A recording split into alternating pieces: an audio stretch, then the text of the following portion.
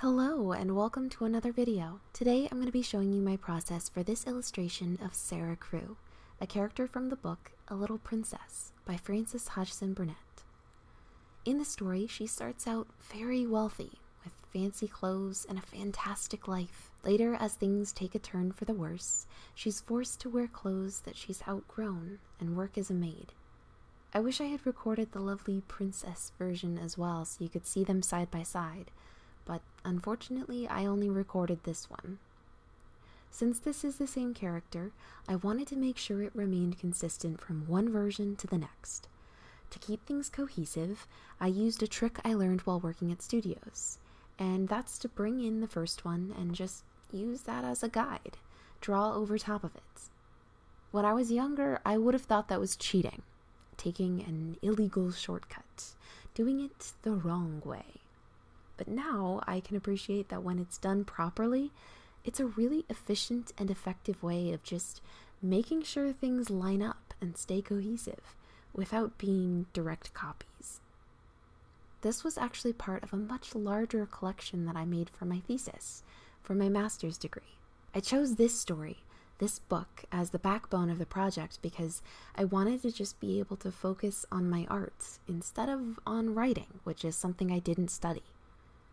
This book is already in the public domain, and it's a story I grew up with, so not only was I still free to use it, I already knew it and loved it. Getting this collection done wasn't too difficult. Alongside my full-time job and the thesis paper I had to write, it took about 10 weeks to complete all the pieces I needed for it. However, thesis in general was a massive hurdle that took 2 full years to do. The original idea was very different, and it kept getting changed and pulled around, and things in my life kept getting in the way, causing delay after delay, setback after setback, until I finally landed a full-time job and changed my idea to this, the characters from A Little Princess. That all really took a toll on me, but I am glad that it's done now. So, because this was part of a larger project, I created a color guide and a palette for the whole project, not just each piece. I wanted to ensure that they all went together and appeared to be a part of the same collection. I chose more muted tones than what I usually work with because this seemed like such a classic story that the more classic palette seemed to fit a bit better. I also deliberately chose to limit the palette even further for cohesion and so that specific colors could be assigned in intentional ways. I chose pink as Sarah's color when things are going well, and all her friends also have pops of pink. Here in this form, I took away all her pink to reflect the actions of the story. Looking back now, I think if I were to edit this, I'd add one little patch of pink to indicate that she still holds on to the same values, and maybe to hint that her old pink dress is no longer intact. This was one of the more interesting pieces to work on. Not only did this disheveled version of Sarah need to fit with her former self, but she also needed to fit with Becky the maid, who appears throughout the story. I wanted similar fabric patches and dirt smudges, as well as similar colors, so that's why you'll see a little maid alongside that pink Princess Sarah in the corner as those color ruffs pop in and out. My teachers were pretty surprised by this work coming from me. In the 2 years I've been out of classes, but still needed to finish my thesis, I've done a lot of studio work around town and learned more about my own illustration style, finding more artists I enjoy and techniques to try out. My work in art school wasn't exactly the best, but I've learned so much more from my personal experience than I ever learned at school. I think also being able to stick with one style for many different projects instead of just testing out new techniques every single time has given me the ability to focus more on the drawing and execution rather than the process itself. That's a bit tricky to explain. Maybe that should be its own video when I can figure out how to express that more eloquently. When I was working on these, I'll be honest, I wasn't gearing these for the kids that might be reading this story. I was tailoring these for my thesis committee.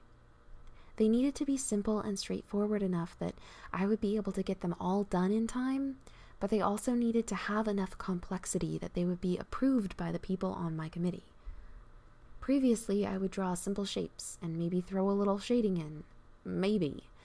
But with these, I really started to get into the details, going into each part and adding something special to spice it up and add some flavor. I was really happy about how all that came out, and that's something I've been trying to do more of. Having come from an animation background where those little details get lost or straight up forbidden for ease of animation, it was something that took a really long time for me to fully appreciate.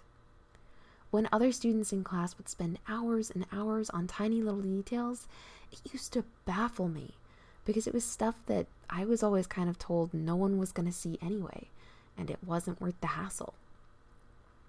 All that has taught me that you have to adapt to what your project needs and what it can accomplish. If it's a super tight deadline, you gotta scale back. But if you have the ability to ease up and take some time to really flesh out those details, it can lead to something really wonderful. Backgrounds were also something that I had to think about differently for this project. It had been years since I worked on backgrounds, since most of what I do for my day jobs was either character art or motion graphics, so illustrated backgrounds was never something I got into. I'm not 100% happy with the direction I chose for the backgrounds of this collection, but it was a little more substantial than just leaving it blank, letting the characters stand in a void. I tried to personalize them per character, adding elements about their home or their personality. For Sarah, in her fancy version, I chose exotic plants that I had used for her father and for other characters who came from India. I also involved roses, because the cover by Tasha Tudor is the one that I grew up with, and it illustrated the scene where Sarah finds Becky in her room for the first time, and Sarah's wearing a pink dress and a rose flower crown. For that, I've always associated her with roses. For this version of her, after she's lost everything, I wanted to really strip that down and make it look bare and sad. I inverted the directions of the vine as well to make it feel like it was even tighter in on her.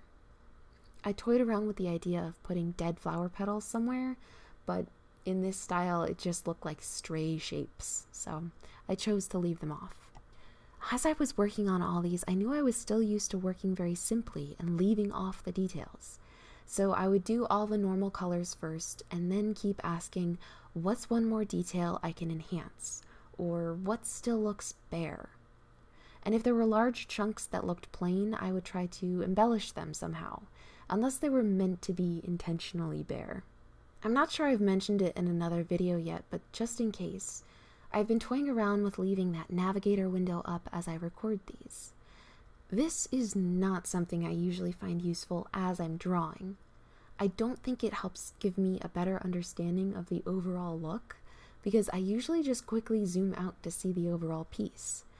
And I don't think I need it to actually navigate, since I'm not exactly making mazes or maps.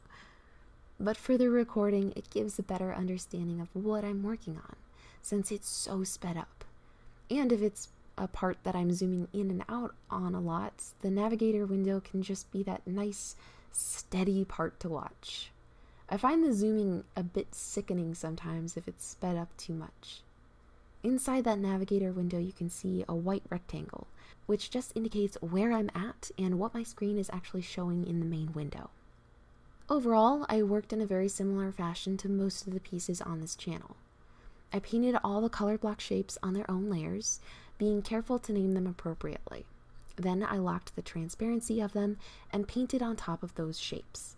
I usually kept the details on that same layer too, but in some cases I would either put them on their own new layer with no worries, or I would create a new layer, and then while that one is selected, I would control-click on the thumbnail image for the layer it should be confined to, which selects the pixels of that layer. Then I'd paint inside that on the new layer. There are a lot of different ways to handle that, but that's how I usually do it. Last, to finish it all off, I would paint a color overlay ranging from yellow to purple and use the blending modes, usually overlay, on top of the character and background, as well as an overlay of rust to help add texture and unify the colors a bit more. I'll be talking a bit more about my thesis in another video coming up, but instead of a character, it's going to be a full cover scene, so stay tuned for that. And if you have any questions about this process or this project, ask them down in the comments, and I'll try to talk about them in the cover scene video. That just about does it for today. I hope you enjoyed. Thank you so much for watching, and until next time, I hope you all have a very lovely day.